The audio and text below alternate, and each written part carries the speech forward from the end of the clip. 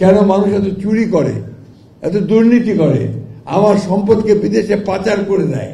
প্রকৃত মানুষ হয় হচ্ছে আসলে ইসলামের শিক্ষা।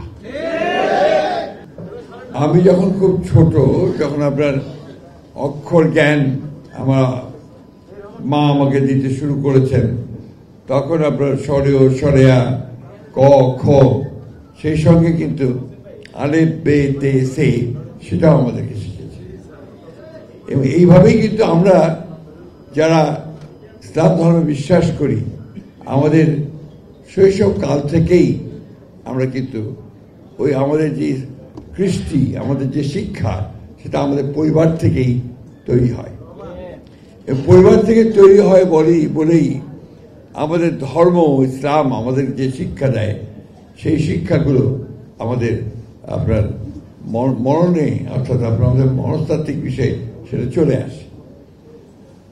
আমার একজন অত্যন্ত শ্রদ্ধেয় শিক্ষক ছিলেন মৌলানা তামিজউদ্দিন আহমেদ।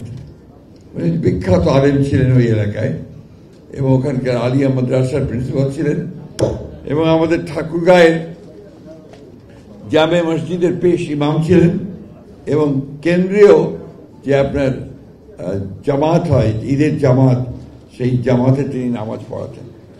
অত্যন্ত বিদ্বান, পণ্ডিত, স্কলার লোক ছিলেন। অনেক ঘটনা আছে, আমি শুধু এইটুকু বলতে চাই, তিনি আমাকে তার দ্বারা প্রভাবিত হয়ে আমি যেটুকু শিখেছি তা হচ্ছে যে প্রকৃত মানুষ হয় হচ্ছে আসলে ইসলামের শিক্ষা। একজন মানুষ যদি মানুষ হয়,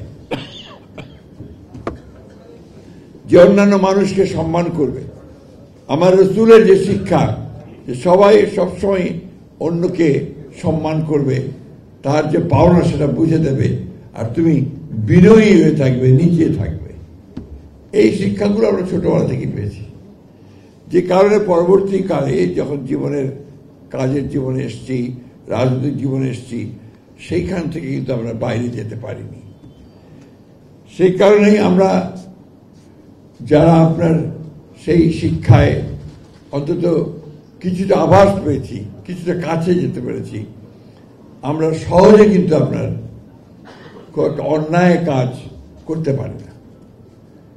তো আমার মাঝে মাঝে কষ্ট হয়, আপনাদেরকে আমি জিজ্ঞাসা করতে চাই যে এই যে এত মুসলমানের দেশ, এত মাদ্রাসা মসজিদ, এত ইমাম, এত উলেমা, এত বিদ্বান পণ্ডিত ব্যক্তিরা আছেন, তারপরেও এই দেশে এত অন্যায় কেন, এত পাপ কেন?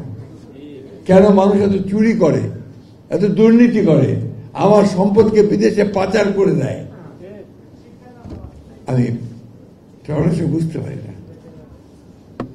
একটা মসজিদ তৈরি করার ব্যাপারে আমাদের মানুষের যে আগ্রহ, এবং তাকে সেই সম্পদ জোগাড় করে মসজিদ তৈরি করে,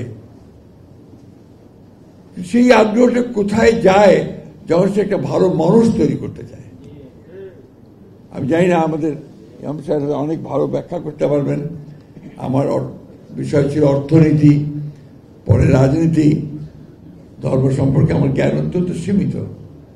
স্পিরিচুয়াল যে ব্যাপার থাকে আপনার, একটা যেটাকে আমরা বলি যে উপরওয়ালার তরফ থেকে যেটা আসে, তার সম্পর্কে জানা, ধর্ম সম্পর্কে ভালো করে জানা, এবং সেটা প্রয়োগ সমাজে কিভাবে করা যাবে, এই বিষয়টা আমার মনে হয় যে আমাদের আরো গভীরভাবে চিন্তা ভাবনা করার প্রয়োজন আছে, বিশেষ করে